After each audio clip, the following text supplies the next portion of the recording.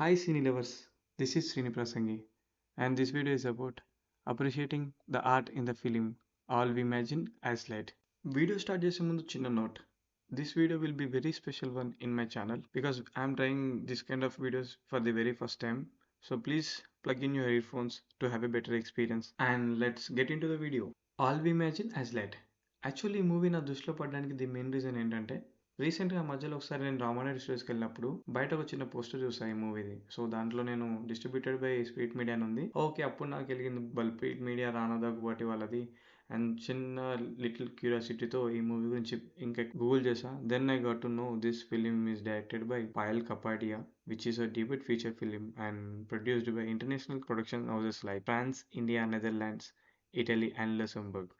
And ఈ movie చాలా foreign film ఫెస్టివల్స్లో పార్టిసిపేట్ చేసి క్రిటిక్స్ నుంచి మంచి అప్రిసియేషన్తో పాటు అవార్డ్స్ కూడా గెలుచుకుంది. అండ్ దట్టు కేన్స్ ఫిలిం ఫెస్టివల్లో స్పెషల్ జ్యూరీ అవార్డ్ ఈ మూవీకి వచ్చింది. అండ్ యాడింగ్ టు ఇట్ ఈ movie distributing rights Rana Daggubati spirit media వాళ్ళు తీసుకొని ఇండియాలో లిమిటెడ్ స్క్రీన్స్లో ఈ మూవీని రిలీజ్ చేశారు, aiming for Oscars. But later it didn't happen for Oscars nomination. So దానికి చాలా రీజన్స్ ఉన్నాయి and this is very big controversy going on. But అవన్నీ నేను ఇప్పుడు ఈ వీడియో చెప్పదలుచుకోవట్లే.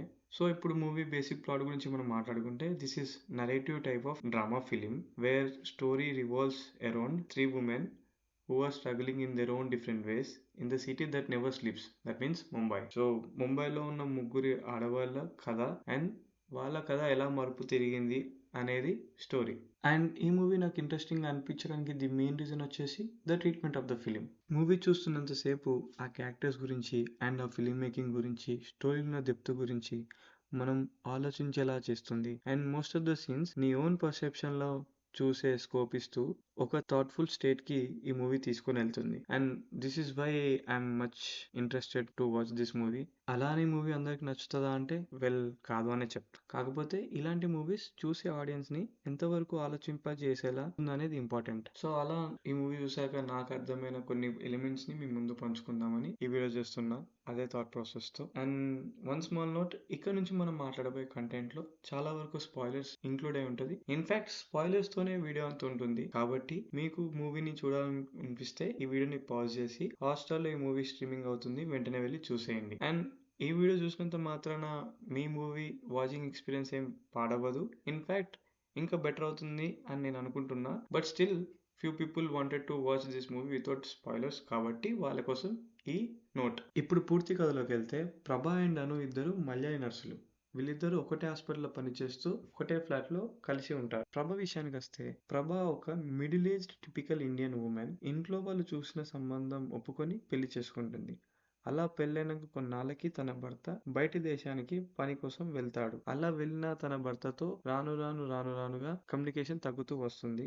అండ్ కొన్నాళ్ళకి కనుక చూసుకున్నట్టయితే వీళ్ళిద్దరి మధ్యలో కమ్యూనికేషన్ అని ఉండదు. And at the same time ఈమెకి తన హస్బెండ్ ఏ కంట్రీలో ఉన్న విషయం కూడా సరిగా తెలియదు. ఇక అను విషయానికి వస్తే అను ఒక టిపికల్ ఇండియన్ ఫ్యామిలీ నుంచి సిటీకి వచ్చిన ఒక అవుట్ గోయింగ్ అమ్మాయి. తనకి ఒక ముస్లిం అబ్బాయితో సీక్రెట్ అఫైర్ కూడా ఉంది. తనకి తన బాయ్ ఫ్రెండ్ తో ప్రైవేట్ గా టైం గడపడానికి ఎదురు చూస్తున్న టైం అది. అండ్ అదే హాస్పిటల్లో ఒక మిడిల్ ఏజ్డ్ మలయాళీ డాక్టర్ చాలా సిన్సియర్గా ప్రభాని ట్రై చేస్తూ ఉంటాడు. అలా ట్రై చేస్తున్న డాక్టర్ ఒకసారి ప్రభకి తన ప్రేమ విషయాన్ని చెప్తాడు.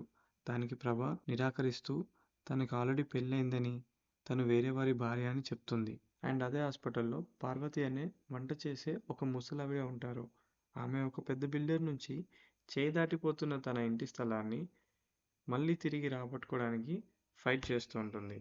సో ఈ ఫైటింగ్ ప్రాసెస్లో ప్రభ తనకి హెల్ప్ చేస్తూ ఉంటుంది. కానీ ఎంత ఫైట్ చేసినా పార్వతికి తన ఇంటి స్థలం బిల్డర్స్ దగ్గర నుంచి అయితే రాదు అన్న విషయం వీళ్ళకి అర్థమయ్యి ప్రభ పార్వతిని కొంతకాలం తన కొడుకు దగ్గర ఉండమని చెప్తుంది. కానీ దానికి పార్వతి తన కొడుకే ఇప్పుడు చాలా ఇబ్బందులలో ఉన్నాడు, నేను వెళ్ళి వాళ్ళని ఇబ్బంది పెట్టడం ఇష్టం లేదు అని చెప్పి తనే ఏదో ఒక మార్గం చూస్తానని చెప్తుంది. ఇది ఇలా ఉంటే ఆ నెక్స్ట్ డే ప్రభ అండ్ అను ఇద్దరు ఇంట్లో ఉన్నప్పుడు ఒక పార్సల్ డెలివరీ వస్తుంది. ఆ పార్సల్ ఏంటని ఓపెన్ చేసి చూస్తే దాంట్లో ఒక రెడ్ కలర్ ప్రెషర్ కుక్కర్ ఉంటుంది. దాని మీద మేడ్ ఇన్ జర్మనీ అని రాసి ఉంటుంది. సో అది చూసిన ప్రభకి అర్థమవుతుంది ఏంటంటే అది పంపించింది తన భర్తే అని.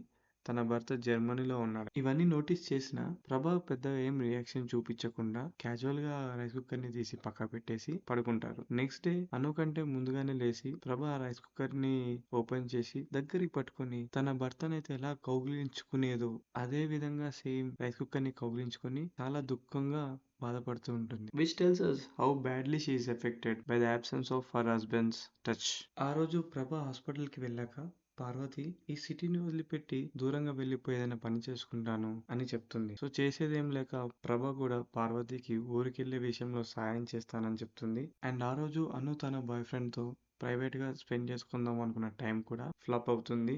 దాంతో తను కూడా పార్వతి అండ్ ప్రభకి ఊరికెళ్లే విషయంలో సహాయపడుతుంది. అలా ముగ్గురు కలిసి పార్వతి వాళ్ళ ఊరికి వెళ్తారు. పార్వతి ఇల్లు రీచ్ అయ్యాక ఇల్లు క్లీన్ చేస్తున్న టైంకి అనుకి ఒక పాతది సగం తాగి పక్క పెట్టేసిన మందు బాటిల్ దొరుకుతుంది. ఆ బాటిల్ చూసి మెల్లగా ముగ్గురు తల ఒక పెగ్ వేస్తారు. అలా అప్పటి వరకు వాళ్ళకున్న సమస్యలన్నీ మర్చిపోయి చాలా హ్యాపీగా సరదాగా రెండు నిమిషాల పాటు డాన్స్ వేయడం జరుగుతుంది. లేటర్ లంచ్ కోసం దగ్గరలో ఉన్న ఒక బీచ్ షాక్ కి వెళ్తారు. అక్కడ అను ఎవరికి తెలియకుండా తన బాయ్ ఫ్రెండ్ ని కలుస్తుంది. అది అనుకోకుండా ప్రభా కంటికి కనబడుతుంది. తిరిగి ఇంటికి వెళ్ళాక మీరు రెస్ట్ తీసుకోండి, నేను ఈవినింగ్ వరకు వస్తాను అని చెప్పి పార్వతి వెళ్ళిపోతుంది. సరిగ్గా అదే గ్యాప్ లో తన బాయ్ ఫ్రెండ్ తో ప్రైవేట్ గా టైం స్పెండ్ చేయడానికి అను వెళ్తుంది. తన బాయ్ ఫ్రెండ్ ని కలిసాక కాసేపు లైఫ్ గురించి ఫ్యూచర్ గురించి డిస్కస్ చేస్తారు. And they will have some good time together. Anu బయటికి వెళ్ళడం గమనించిన ప్రభ తను కూడా కాసేపు షాక్ లో టైం స్పెండ్ చేద్దామని వెళ్తుంది. అక్కడ సడన్ గా సముద్రం నుంచి ఒక మనిషి కొట్టుకోపోయి పడి ఉంటాడు. ప్రభా నర్స్ కావడంతో ఆ మనిషి దగ్గరికి వెళ్ళి సిపిఆర్ చేసి హాస్పిటల్ తీసుకుని వెళ్తారు. తీరా హాస్పిటల్కి వెళ్ళి చూస్తే అర్థమయ్యే విషయం ఏంటంటే తను ప్రభా వాళ్ళ హస్బెండ్ అని. ఇన్ని రోజులు దూరంగా ఉన్నందుకు నన్ను క్షమించు, నేను తిరిగి నీతో కలుసుందామని వచ్చాను అని ప్రభా వాళ్ళ హస్బెండ్ చెప్తాడు. కానీ దానికి ప్రభా నువ్వు నాకు లైఫ్లో మళ్ళీ కనిపించకు అని చెప్పి అక్కడి నుంచి వచ్చేస్తుంది. తిరిగి ఆ లేట్ ఈవినింగ్ పార్వతి అండ్ ప్రభా ఆ షాక్లో మళ్ళీ వెయిట్ చేస్తూ ఉంటారు. సరిగ్గా అదే టైంకి అను వస్తుంది. అను రాగానే ప్రభా వెళ్ళి నీ బాయ్ ఫ్రెండ్ని తీసుకొని రా, మాకంతా తెలుసు అని చెప్తుంది. వెంటనే అను వెళ్ళి తనని తీసుకొని వచ్చి వీళ్ళకి పరిచయం చేస్తారు. అలా అందరూ ఆ షాక్లో కూర్చొని కబుర్లు చెప్పుకుంటూ ఉంటారు. And that's how they accepted their love and ఇక్కడితో కథా సుఖాంతం. And as I mention earlier about interpretation, ఈ మూవీలో నేను నా సొంతంగా అబ్జర్వ్ చేసిన కొన్ని ఎలిమెంట్స్ గురించి ఇప్పుడు నేను చెప్పబోతున్నా. అవి ఏంటంటే స్ట్రాంగ్ ఇండిపెండెంట్ ఉమెన్ క్యారెక్టర్స్. ఈ మూవీలో మెయిన్గా 3 ఉమెన్ క్యారెక్టర్స్ ఉన్నారు అన్న విషయం మనకి ఇప్పుడు అర్థమైంది. అండ్ ఈ ముగ్గురు ఉమెన్ వచ్చేసి 3 are from different age groups. ఒక్కొక్కరికి వాళ్ళ వయసులకు తగ్గట్టు, వాళ్ళ అనుభవాలకు తగ్గట్టు వాళ్ళకి కష్టాలు ఉన్నాయి. The best example Parvati character.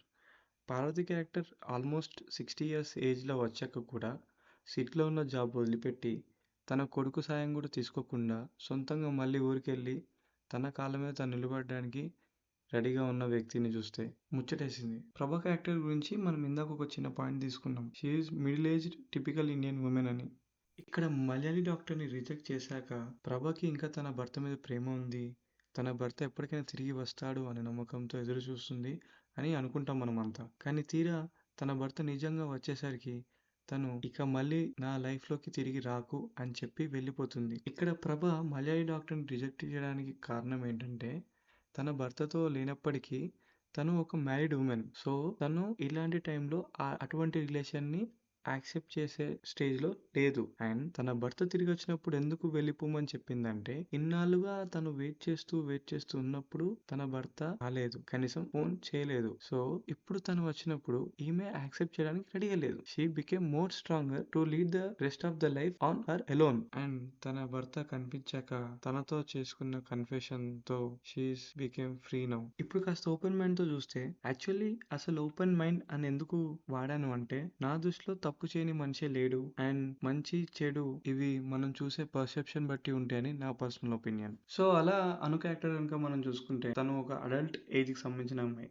Generally ఈ ఏజ్ గ్రూప్ ఉన్న అబ్బాయిలు అమ్మాయిలు వీళ్ళు వచ్చే అబ్స్ట్రాకిల్స్ ని just go with the flow అన్నట్టుగా పాస్ చేస్తూ వెళ్ళిపోతూ ఉంటారు. సో ఇలాంటి ఒక స్టేజ్ లో ఉన్న ఒక అమ్మాయి తన చుట్టూ జరిగే ఈవెంట్స్ ని బేస్ చేసుకొని తను ఎటువంటి మూవ్ తీసుకుంది తన లైఫ్ కి కావాల్సింది. అండ్ ఈ మూవీలో అను అలాంటి మూవ్ అయితే తీసుకుంటుందంటే తన బాయ్ ఫ్రెండ్ దగ్గరికి వెళ్ళినప్పుడు తను కన్ఫెస్ చేసుకోవడం స్టార్ట్ చేస్తుంది వాట్ ఈస్ ద ఫ్యూచర్ ని. So this is character arc in the film. So basically ఈ మూవీలో ఉన్న ఈ 3 మెయిన్ క్యారెక్టర్స్ కి వాళ్ళ లైఫ్ లో పెద్ద మిరాకిల్స్ ఏం జరగవు.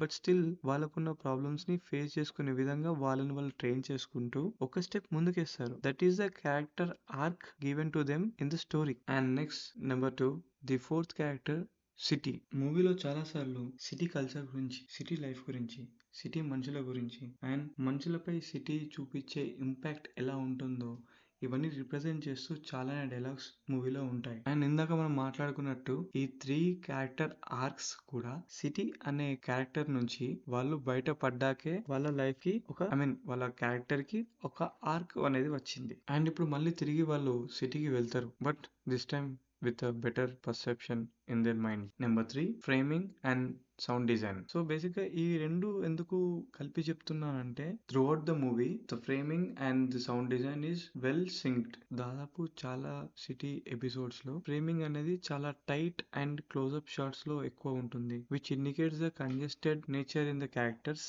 And it also helped staying close to the characters.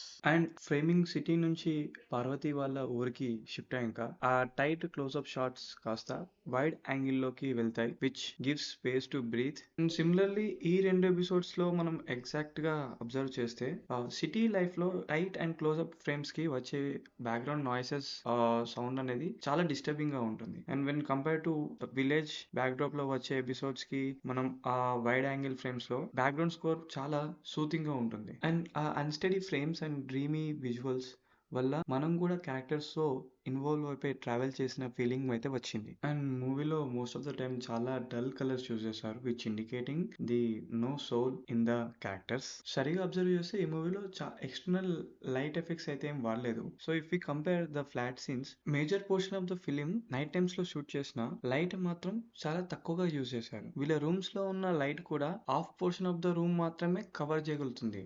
In fact వీళ్ళపై ఎక్కువ లైట్ కూడా ఉండదు. అదే వీళ్ళు కిటికీ నుంచి తొంగి చూస్తే there will be lot of light. అంటే this other kind of story telling that city life వీళ్ళని మింగేస్తున్నట్టు. ఇనిషియల్లీ ఈ మూవీ స్టార్ట్ చేసి చూస్తున్నప్పుడు నాకు కూడా ఏంట్రా ఇంత లో క్వాలిటీలో మూవీ తీసారేంటా అనిపించింది.